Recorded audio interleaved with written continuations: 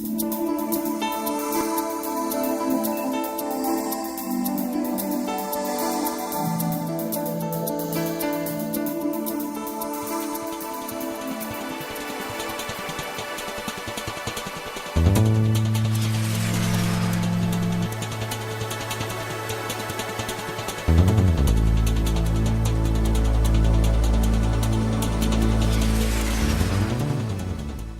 Dr. Lúcio Gregori é engenheiro civil formado pela Escola Politécnica da USP em 1960.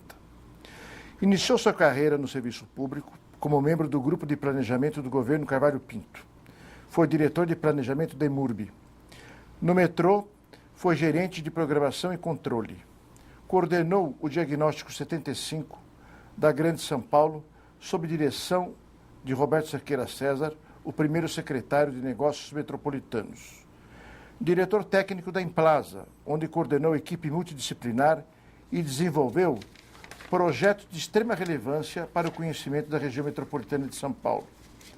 Foi superintendente de planejamento territorial da CETESB, secretário de Serviços e Obras e depois secretário de Transportes da Prefeitura Municipal de São Paulo.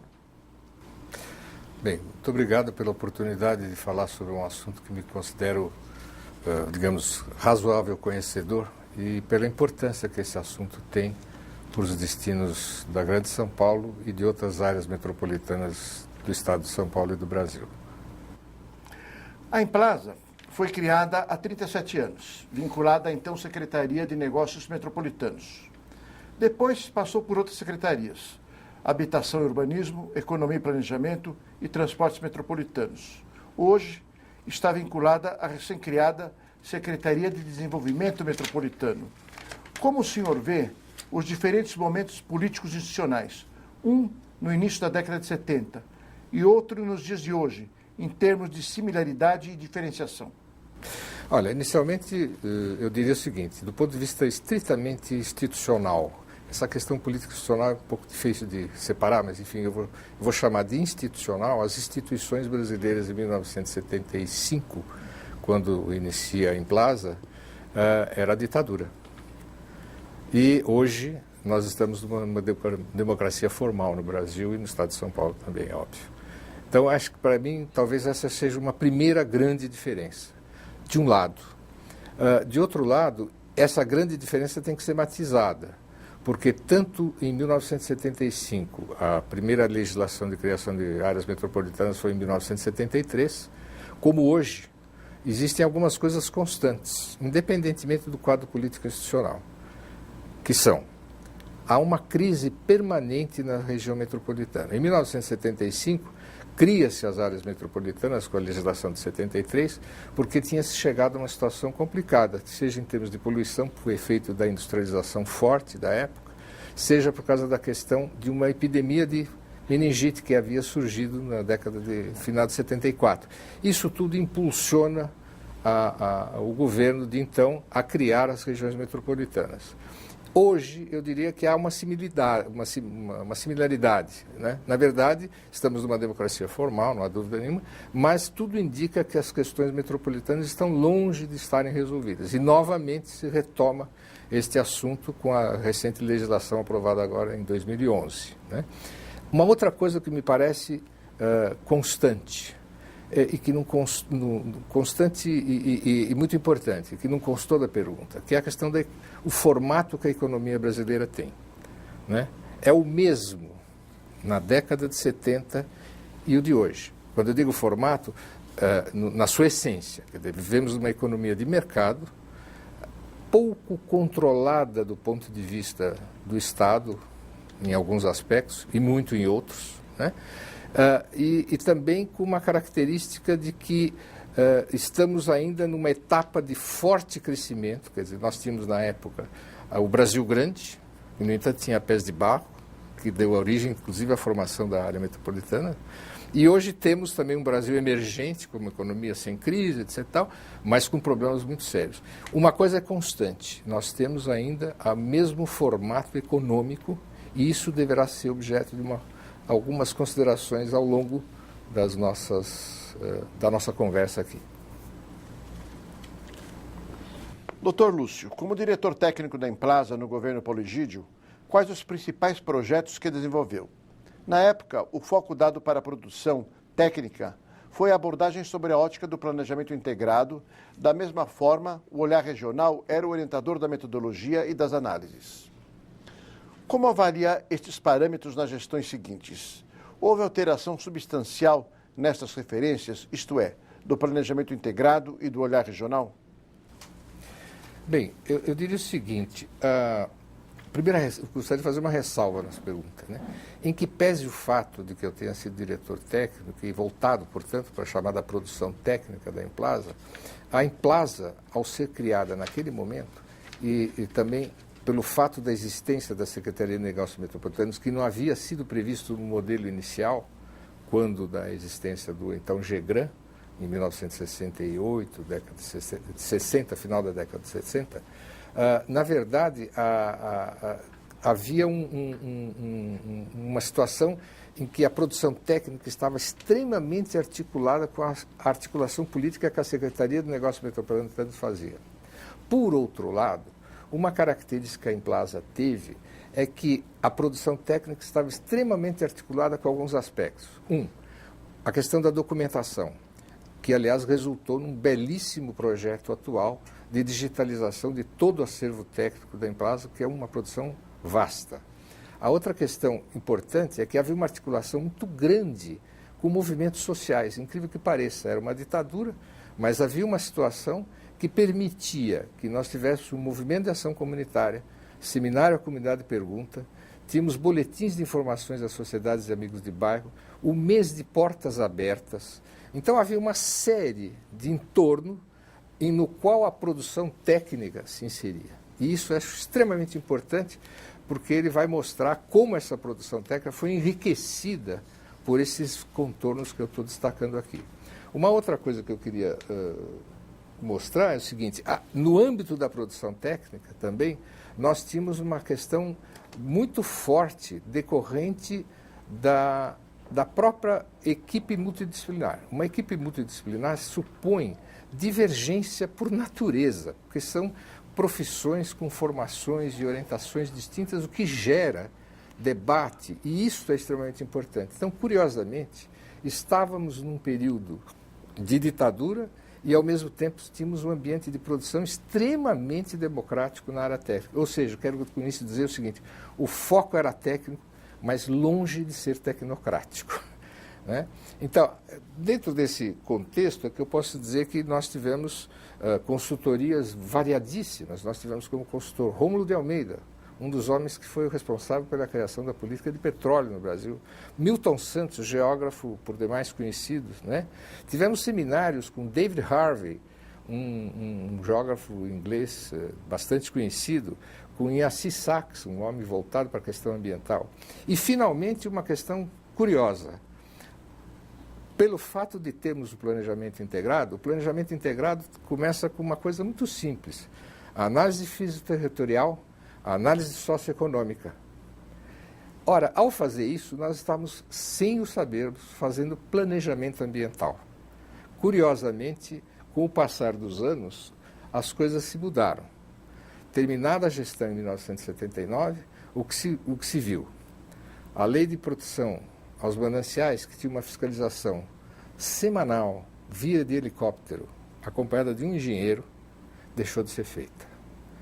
A lei 1817, que criou a zoneamento industrial metropolitano, foi inteiramente desfigurado por duas leis que se seguiram, acho que em 1980 e poucos, e que praticamente duplicaram as zonas, ou seja, vamos dizer assim, desfigurou-se completamente a legislação. Por outro lado, a migração da Implasa pelas várias secretarias mostra exatamente isso.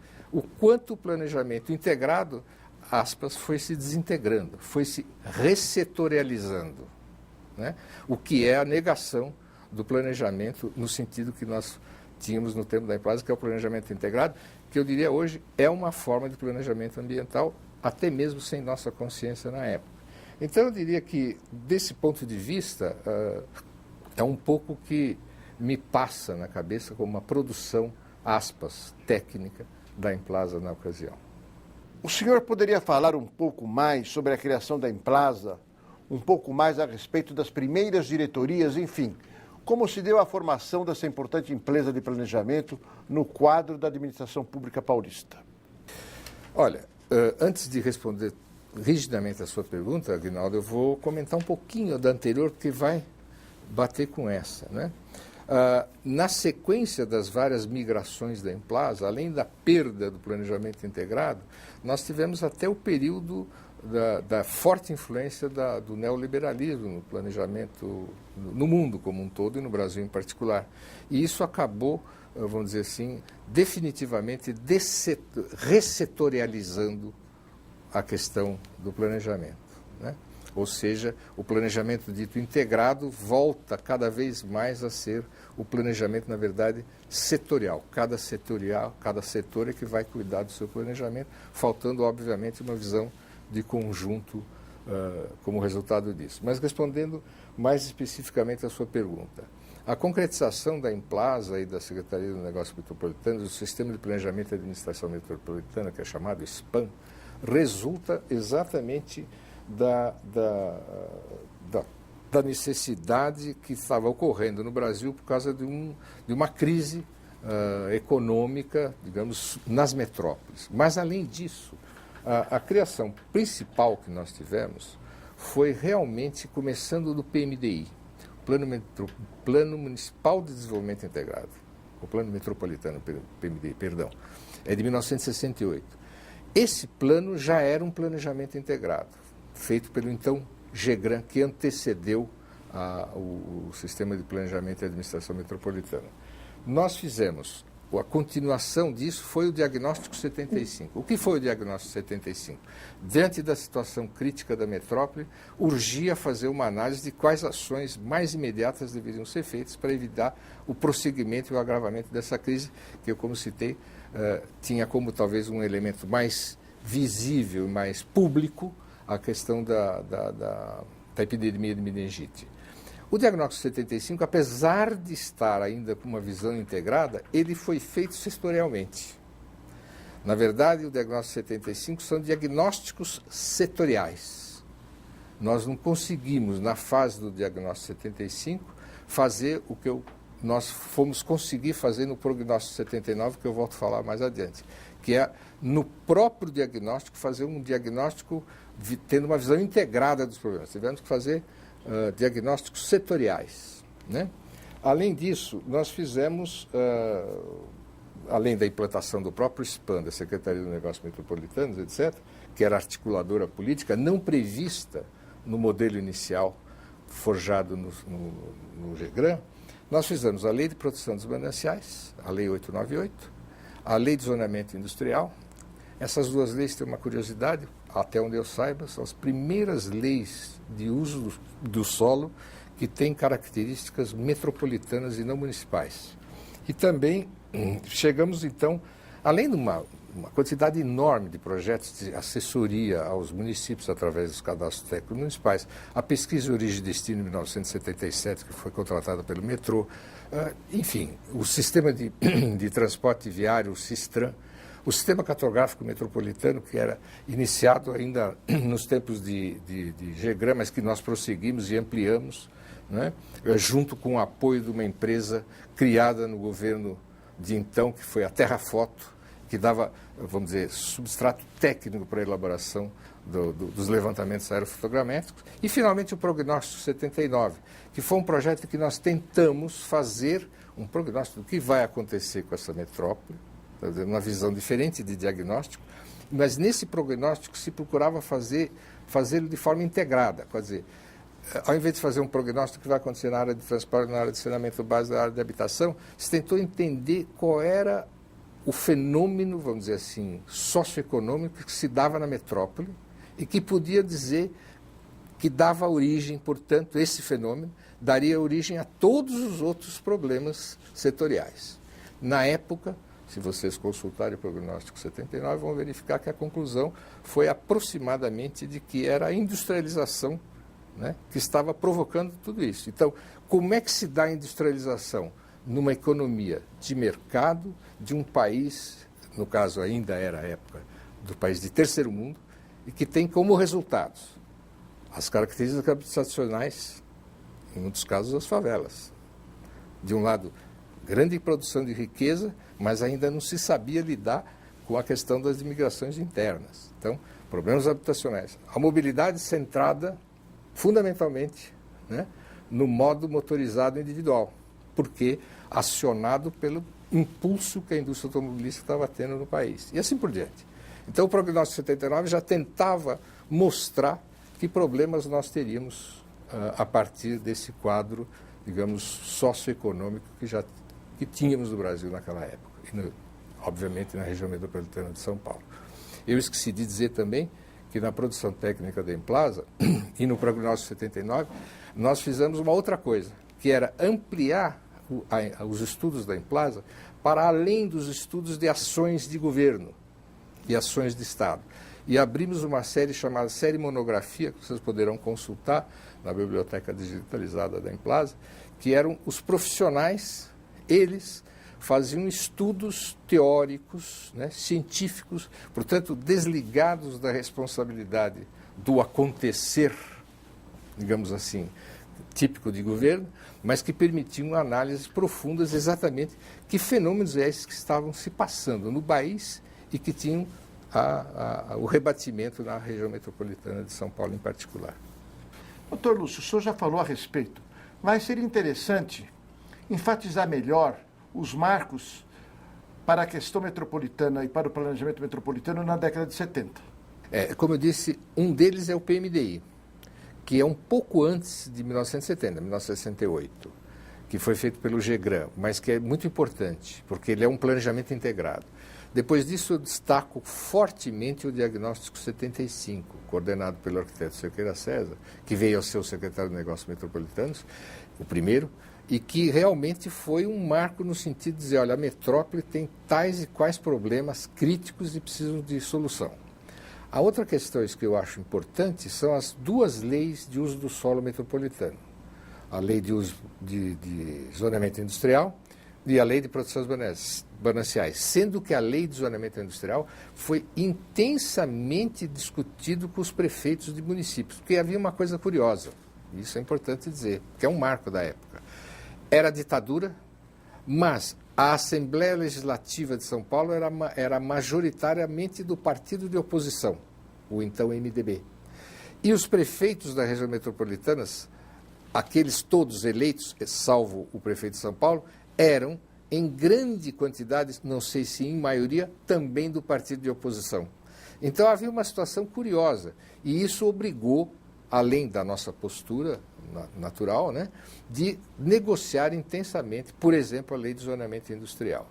Então, e eu diria, esses são alguns marcos que eu destaco.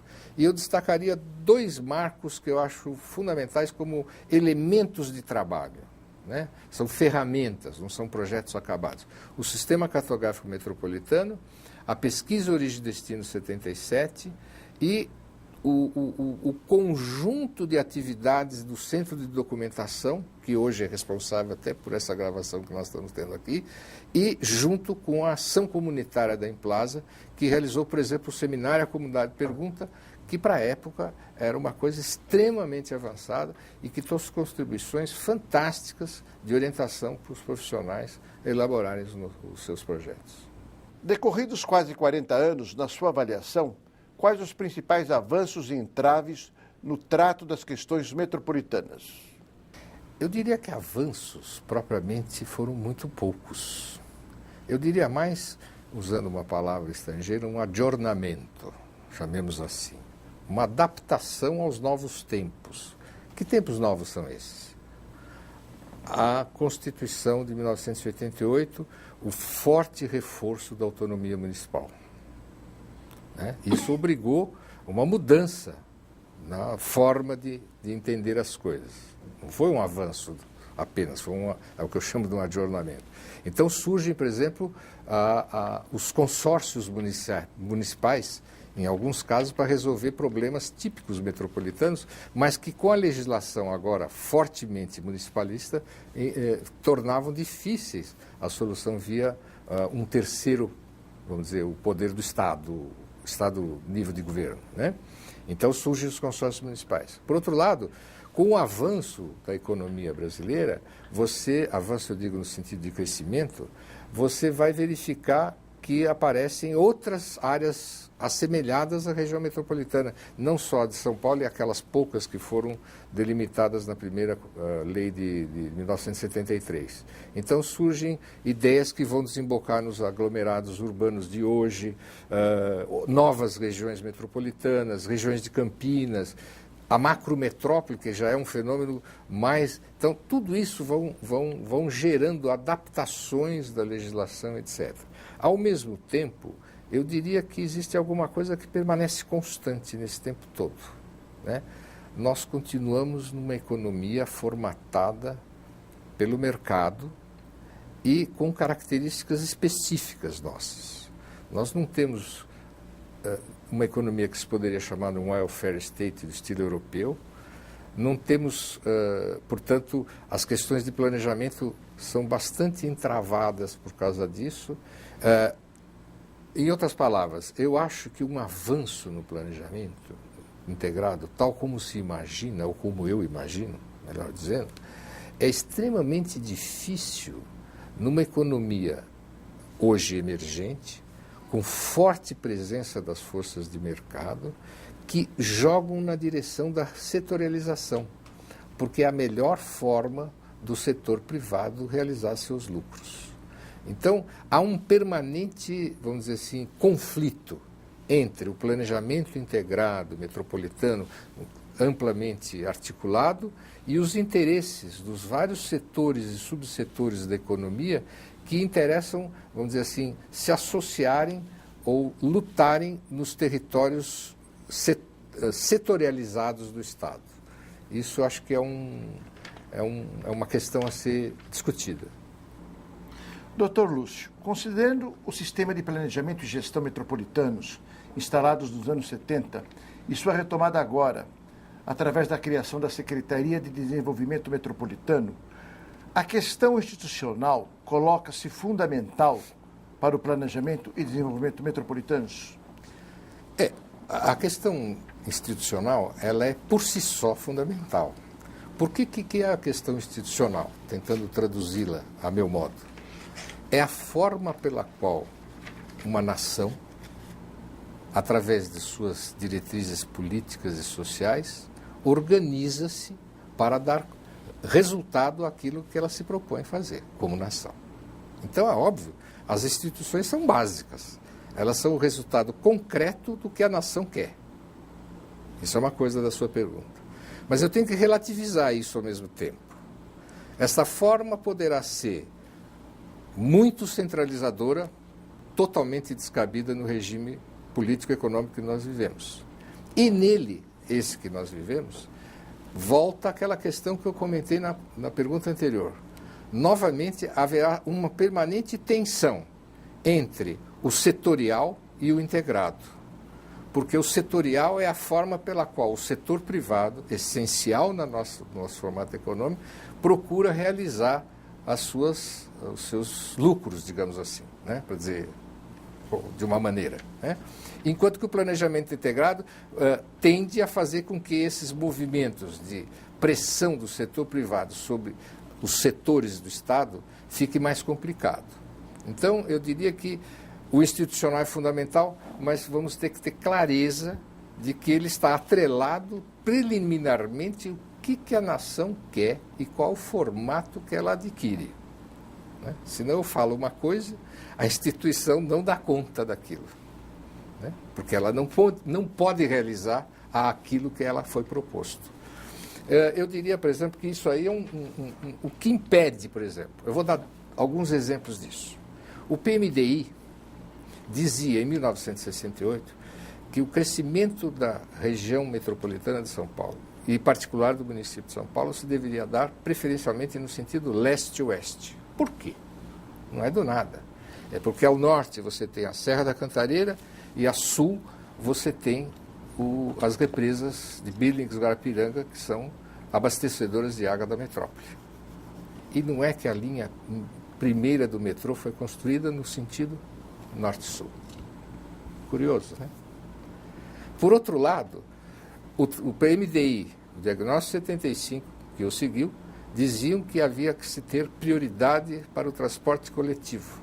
E, no entanto, o modelo que se acabou tendo foi do transporte individual motorizado, que deu nessa marafunda de tráfego e trânsito que vocês estão vendo na metrópole, e que, portanto, foi na contramão daquilo que era a proposta, digamos, do planejamento integrado.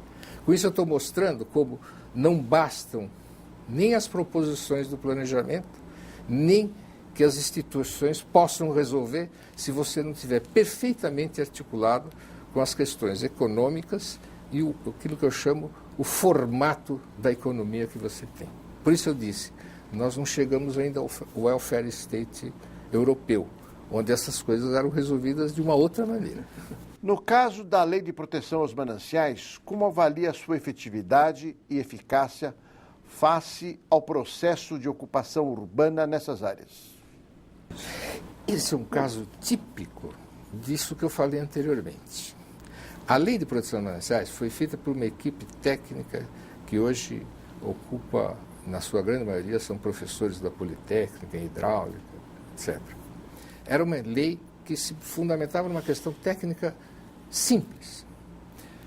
A quantidade de demanda bioquímica de oxigênio e a demanda biológica de oxigênio, DQO e DBO, que um corpo d'água pode receber sem se comprometer. Isso não tem, é técnica pura, ou quase que ciência. Né?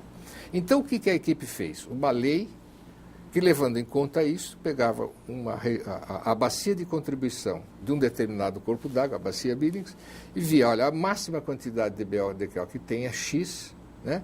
Então, essa ocupação aqui, no máximo, poderá ser esta. E idem para outra, assim. E fez-se uma lei tecnicamente rigorosa e extremamente rígida. Mas o sistema de mercado não é rígido. Né? Essa lei pressupunha o quê? Uma fiscalização rigorosa, constante, permanente, o que vai de encontro frequentemente aos interesses do setor privado, que quer outra coisa.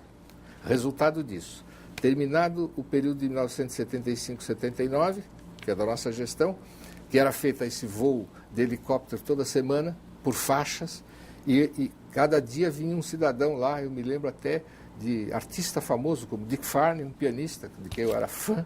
De repente ele veio lá conversar comigo porque tinha sido pego lá que ele estava fazendo não sei o quê numa área da represa Billings, porque o voo tinha mostrado isso. Suspendeu-se esse voo na sequência do governo. Resultado, a lei rígida resultou numa ocupação desenfreada, né, aquela chamada ilegal, né, de pobres, de pessoas que não... Porque o preço da terra foi lá para baixo. Então eu diria o seguinte, veja que coisa, isso vai mostrar muito a ligação entre planejamento e o formato da economia que você tem, a realidade que você tem. Né? Teria talvez sido melhor, não quero dizer que teria, talvez, veja bem, fazer uma lei de incentivo de ocupação de grandes imóveis, até mesmo com financiamento, estimulando a ocupação rarefeita de grandes propriedades, que obviamente iria mais de acordo com o formato do nosso sistema econômico, mas obviamente teria um discurso político muito mais difícil de ser passado no conjunto do aparelho do Estado, entendeu? Então, acho que esse é um caso típico que mostra aquilo que eu estou procurando mostrar. Os limites do planejamento estão dados muito fortemente pelo formato econômico que a sociedade adota. Não estou com isso defendendo o planejamento centralizado, pelo amor de Deus, que foi um fracasso horrível nos países do leste. Por que o planejamento metropolitano, na sua opinião, não se efetiva? De uma certa maneira, a resposta está dada.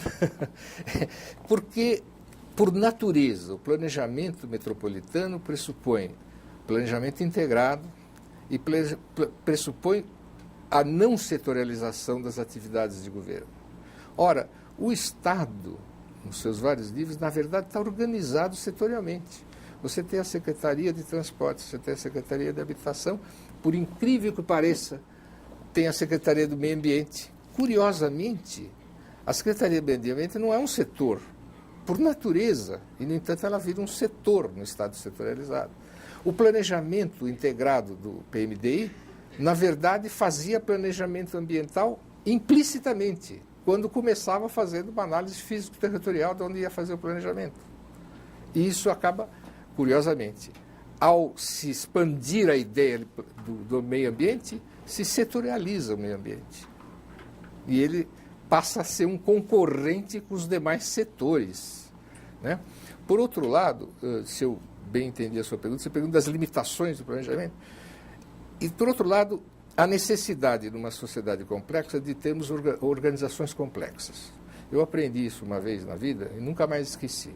Que as organizações complexas, elas são o seguinte: quanto mais uma organização vai aumentando, ela vai ficando complexa, ela começa a ficar ineficiente, seja pública ou privada, né? Se você pega uma grande empresa, General Motors, para você mexer com um negócio, é tão burocratizado quase como o aparato do Estado, né? Então eu diria o seguinte: se nós pensássemos um pouco mais simplesmente, né, talvez a gente conseguisse melhores resultados. Exemplo, eu moro hoje em Jundiaí, não moro mais em São Paulo. Foi a melhor contribuição que eu encontrei para a melhoria do trânsito da cidade, para falar a verdade. Moro em Jundiaí. Jundiaí tem ao lado um município chamado Várzea Paulista, que, aliás, já foi Jundiaí no passado, foi desmembrado. 90% dos empregados de menor renda de Jundiaí moram em Várzea Paulista. Aglomeração, agora, uma aglomeração regional. O que acontece com o sistema de transportes? Você tem o sistema municipal de Jundiaí, o sistema municipal de Várzea Paulista e o sistema intermunicipal entre Várzea e Jundiaí. Dependendo de onde mora o cidadão ou cidadã de Várzea que trabalha em Jundiaí, ele, como o intermunicipal, não pode adentrar o outro município a não ser até um certo espaço, a pessoa terá que tomar 2 veículos e pagar 2 tarifas. Não há região metropolitana que resolva isso.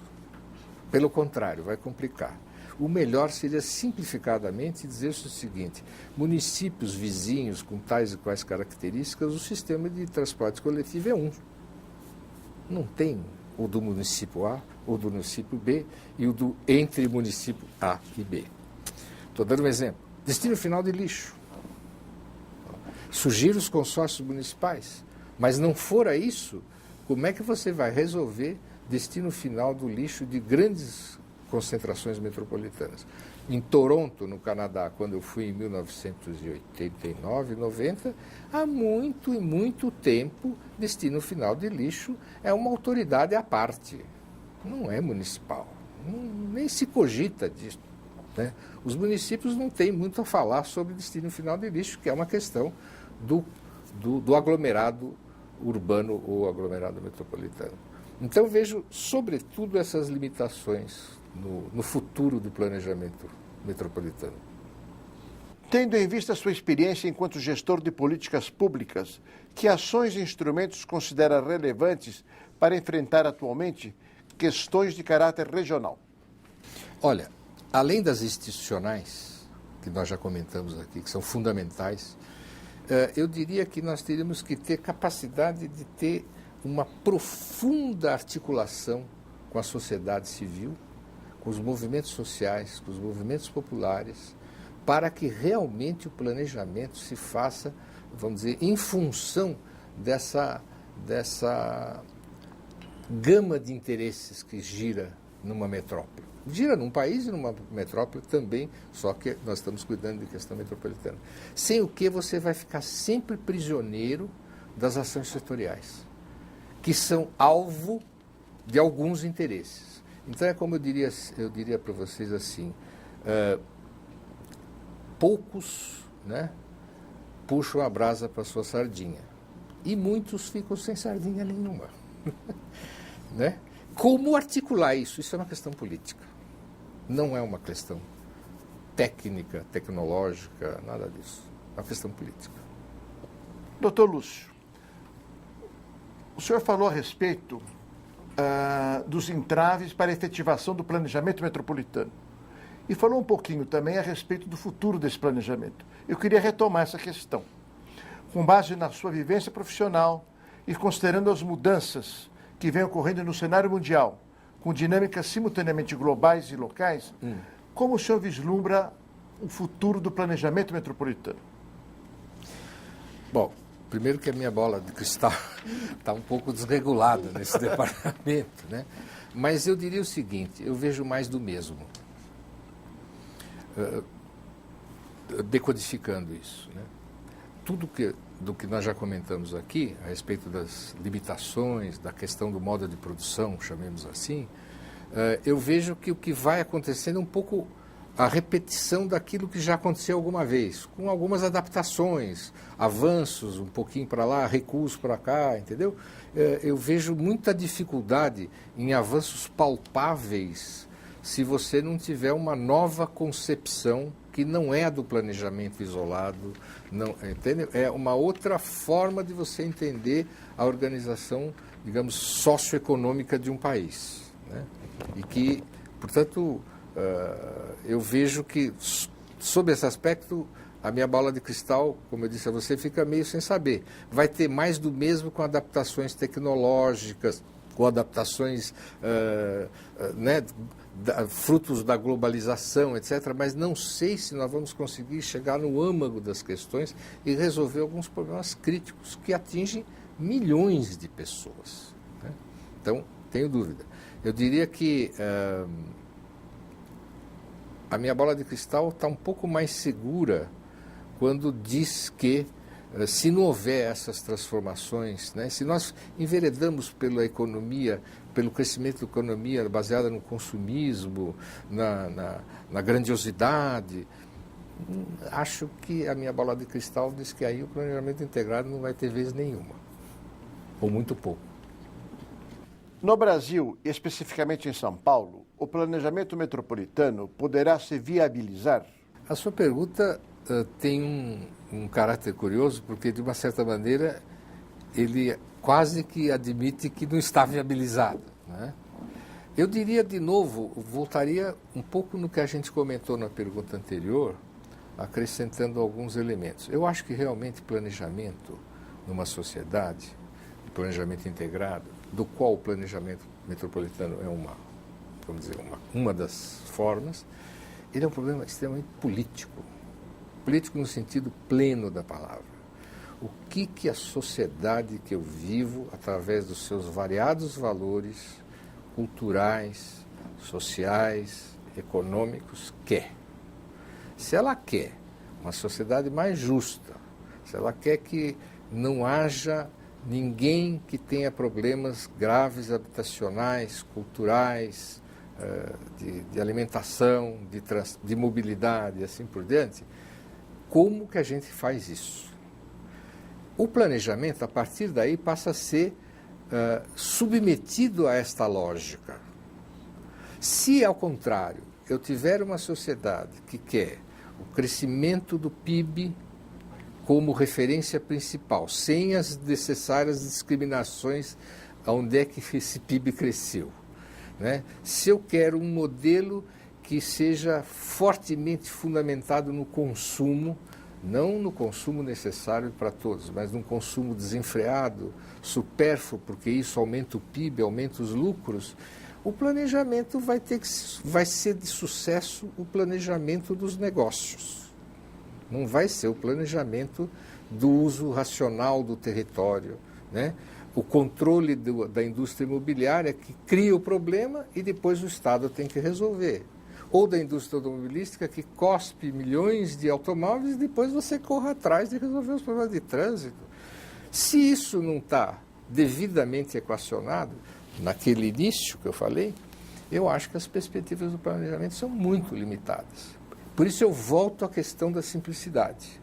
Mas a simplicidade que eu citei, por exemplo, no caso daquele exemplo que eu dei do ônibus, né, entre duas cidades, como Várzea e Jundiaí, a simplicidade é simples apenas na fala, mas essas simplicidades exigem a maior audácia, coragem e articulação política, sem o que você não consegue fazer.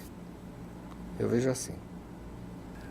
É possível desenvolver, na sua opinião, uma mentalidade de análise, de controle e de prevenção de riscos ambientais e urbanos nos grandes aglomerados metropolitanos? Ah, sem dúvida. Olha, o grau de conhecimento técnico-científico que se dispõe a respeito disso hoje é enorme.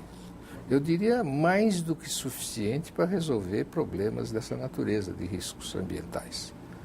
Mas, de novo, retomamos aquele ponto. Eu posso parecer obsessivo, mas não é.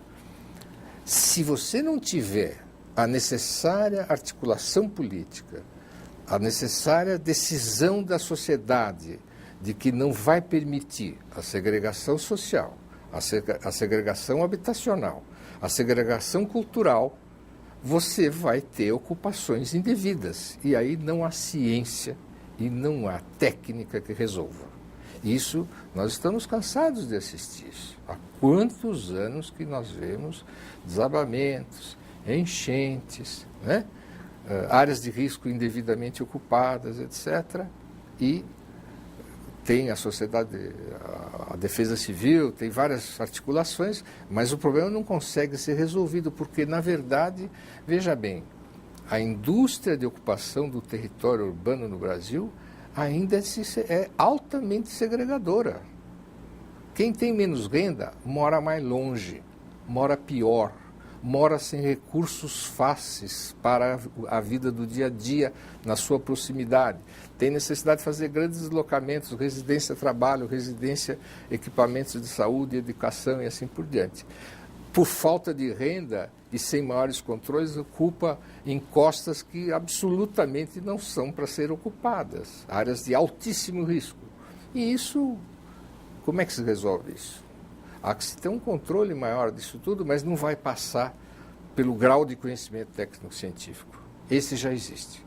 É criar as condições para que esse conhecimento técnico-científico se realize em toda a sua possibilidade.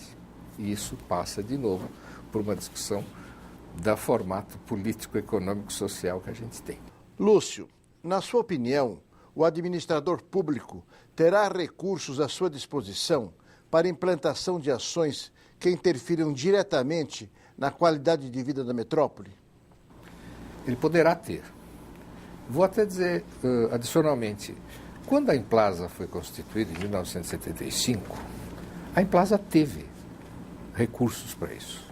Aliás, tivemos uma boa sede, excelentes instalações, quadros e recursos salariais para contratar excelentes profissionais, como de fato tivemos. Tivemos um apoio político forte do governador, um forte apoio político, eu diria mais do que um apoio político, um incentivo constante por parte do secretário Cerqueira César, que era um homem público incrível, né? Aquela figura que absolutamente não misturava o privado com o público, né? por natureza e grande competência técnica. Tivemos a repercussão que existia na sociedade com relação à criação do sistema de planejamento da administração metropolitana, portanto, tínhamos recursos. Tivemos recursos políticos capazes de negociarmos na Assembleia Legislativa a aprovação da Lei de Proteção dos Mananciais, com aquela rigidez que eu citei aqui, e, curiosamente, veja bem, a Assembleia Legislativa, na oportunidade, era de maioria do partido de oposição, e exigiu que a Lei de Proteção dos Mananciais fosse regulamentada por outra lei, e não por decreto, para garantia, né, porque havia suspeição, digamos assim, de que os quadros do Poder Executivo não eram confiáveis, dado o quadro institucional existente da ditadura. Ok? Portanto, tivemos todas as condições. E o resultado? Concretamente, a Lei de Proteção dos Mananciais teve um equívoco, a meu modo de ver, um equívoco de um lado e uma catástrofe de outro, quando se abandona a sua fiscalização rigorosa. A Lei 1817 é transfigurada 2 anos depois por uma lei aprovada por decurso de prazo na Assembleia Legislativa. né? Quer dizer, ruiu todo um trabalho político de articulação por uma lei de decurso de prazo, né? O transporte metropolitano acabou sendo... Houve avanços, etc. A CPTM melhorou muito, o metrô se ampliou. O metrô até hoje, na época o metrô era municipal, não era sequer metropolitano, né? O transporte individual tomou conta da metrópole de maneira avassaladora, diria assim, né? E, portanto, recursos não faltaram. Então, a pergunta fica no ar para mim é a seguinte: que recursos necessários serão? Né? Vindo na sua pergunta, não são recursos humanos, tem muito recursos humanos. Não são recursos técnicos científicos hoje altamente disponíveis na sociedade brasileira. Não são requisitos de seriedade, etc., que os funcionários, no modo geral, públicos e mesmo de empresas contratadas, são extremamente sérios, né? Fora um ou outro que não é, mas isso é a marginalidade. O grosso são profissionais competentes e sérios. O que fica faltando, então? Fica faltando, vocês vão me achar obsessivo, mas fica faltando uma opção da nação como um todo.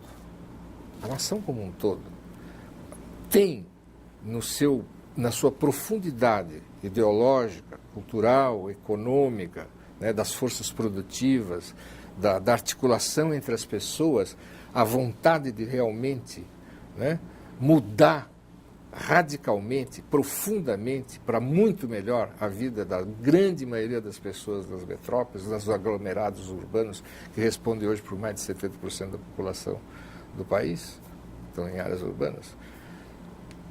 Até onde me é dado perceber, estamos ainda com uma certa dificuldade nisso. Por quê?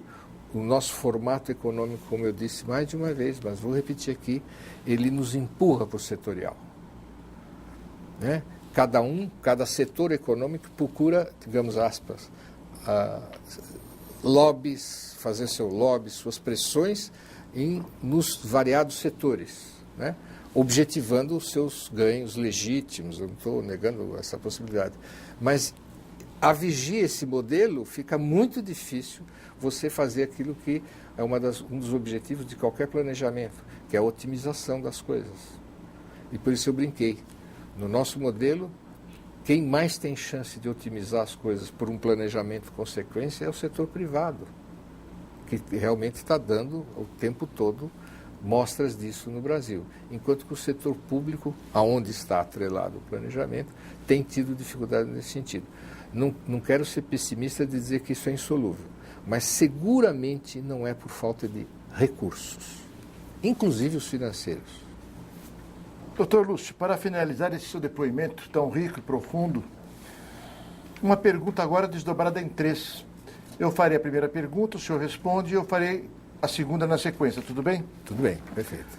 A primeira pergunta é a seguinte: quando examina projetos e planos de planejamento urbano, metropolitano ou regional em diferentes lugares e que tiveram êxito, o que nessa sua análise o senhor procura tirar para a nossa realidade?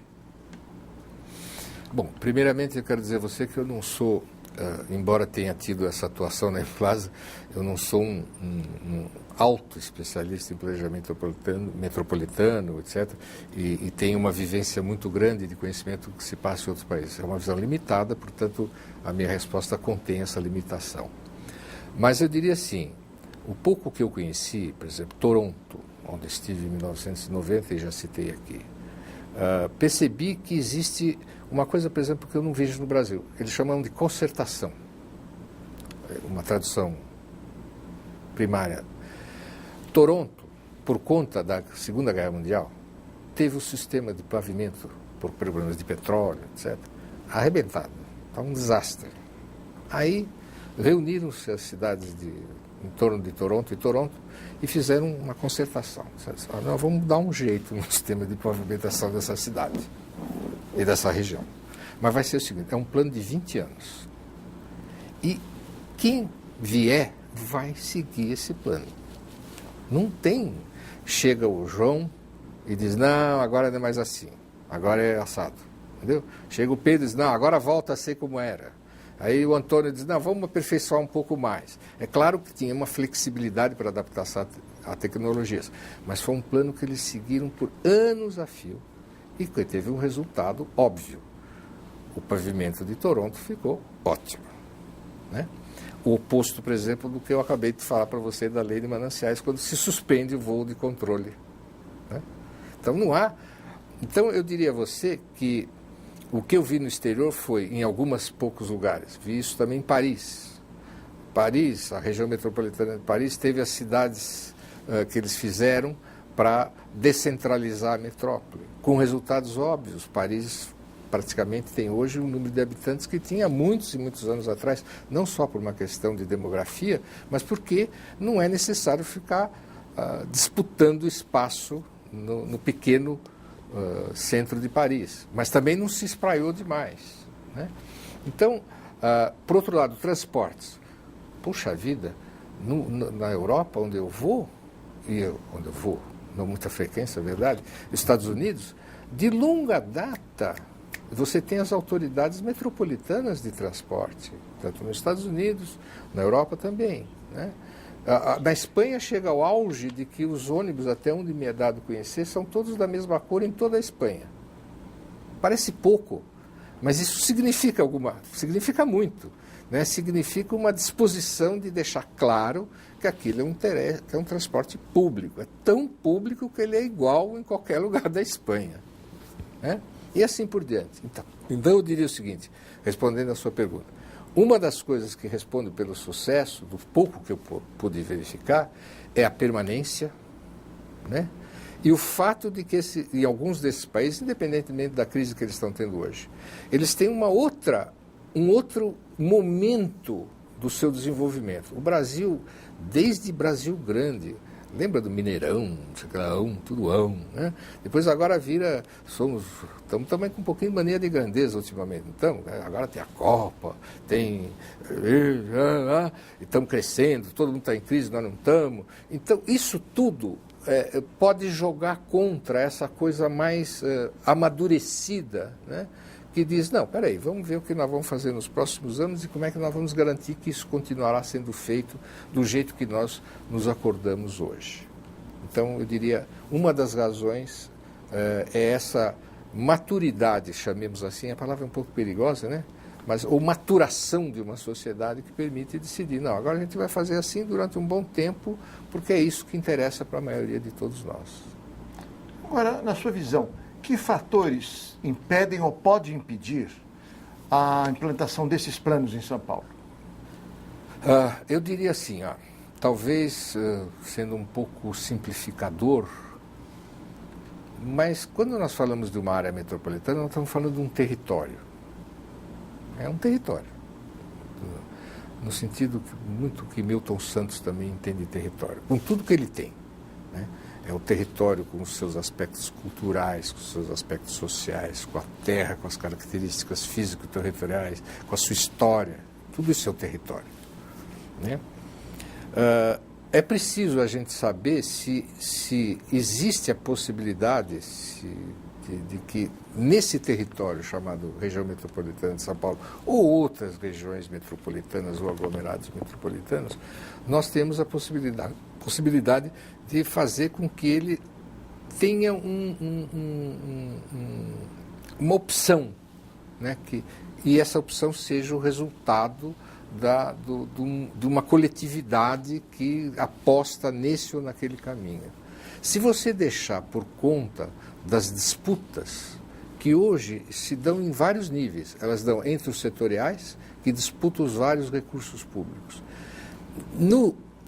O formato da autonomia municipal radical, não que eu seja contra a autonomia municipal, mas ele, de uma certa forma, ele favorece a setorialização, porque além da setorialização por interesses econômicos, você tem a setorialização espacial, né? Então, cada território passa a ser privilégio do prefeito, tudo bem, mas dentro de certos limites. Se você não tiver essa visão do território, acho que fica difícil você dar caminhos e passos grandes no sentido de superação. Para finalizar, qual o papel dos executivos municipais na articulação política com os órgãos do Estado com vistas à integração metropolitana? Puxa vida, essa é uma pergunta delicada, né? Dos executivos e dos profissionais que trabalham nos municípios, eu diria o seguinte, nas regiões metropolitanas, a humildade de saber os limites de suas possibilidades territoriais. Não parece muito, mas é muito, né? Você saber que aquela ação que você está fazendo no seu município, se você está num município que pertence a uma região metropolitana, ela pode ser menos significativa do que você mesmo imagina. A intensa troca de conhecimento entre as variedades municipais, porque existe, né, assim como eu disse, o território tem todas as suas características culturais, sociais, históricos. Você pode imaginar que às vezes municípios têm diferentes histórias, diferentes formas de entender o território, diferentes maneiras de se relacionar com a natureza e assim por diante. Se você não tiver clareza de que precisa ter um intenso intercâmbio entre esses profissionais, entre esses agentes públicos, você vai perder a riqueza e a variedade que a área metropolitana tem. É curioso, a região metropolitana, de um lado, é uma coisa única, porque é uma região, tem que ser vista como um todo, e ao mesmo tempo ela tem que ser vista nas suas especificidades muito diferentes entre os variados pedaços do território que a constituem. Então eu diria que os executivos municipais precisam conhecer muito a história e o que se passa e o que representa os outros territórios desse território metropolitano ao qual eles pertencem. Doutor Lúcio, muito obrigado em nome da Implaza pelo seu depoimento e pela sua participação nesse projeto. Agora o senhor está com a palavra para fazer as suas despedidas. Olha, eu que agradeço, porque falar desse tipo de assunto é muito motivador para nós, sobretudo porque eles nos trazem à memória um período que eu considero muito importante na história pessoal e que eu espero tenha sido importante para a história social da cidade também. Obrigado.